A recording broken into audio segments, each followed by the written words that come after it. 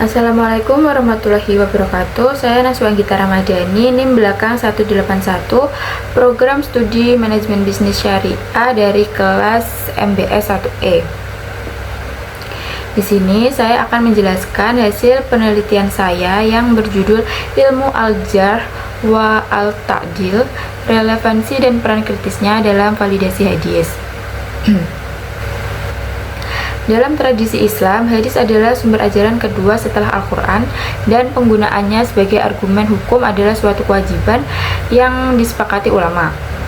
Namun, seiring dengan meluasnya wilayah Islam, keaslian hadis menghadapi ancaman serius, terutama dengan munculnya kepentingan ideologis yang menyebarkan riwayat palsu atau yang dikenal sebagai maudhu.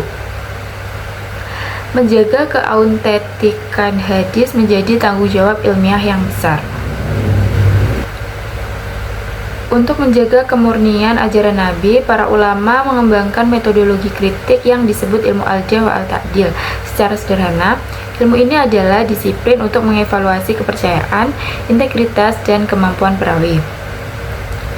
Al-jarh berarti melukai atau mencacat, merujuk pada adanya sifat pada perawi yang merusak keadilannya atau mengurangi hafalannya, sehingga riwayatnya ditolak.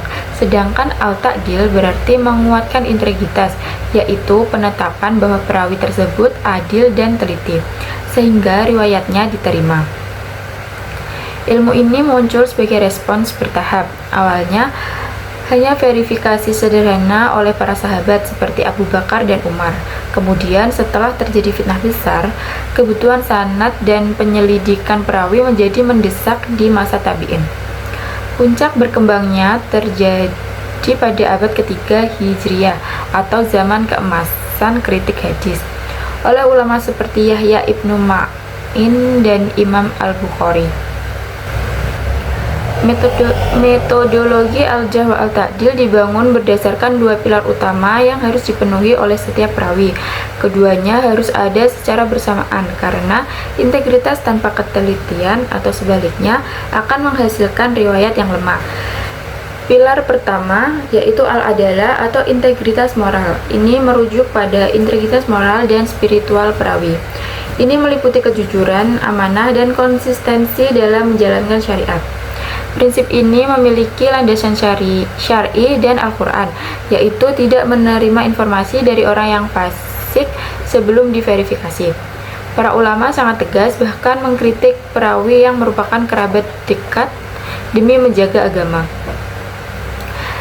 Kemudian pilar yang kedua yaitu al-adab atau ketelitian dan akurasi. Pilar ini adalah syarat kecerdasan, yaitu ketelitian dan akurasi perawi dalam menyampaikan hadis. Al-adab terbagi menjadi dua. Yang pertama, dab al-sadr yang berarti kemampuan hafalan yang kuat, dan dab al-kitab yang berarti ketelitian dalam menyimpan riwayat tertulis.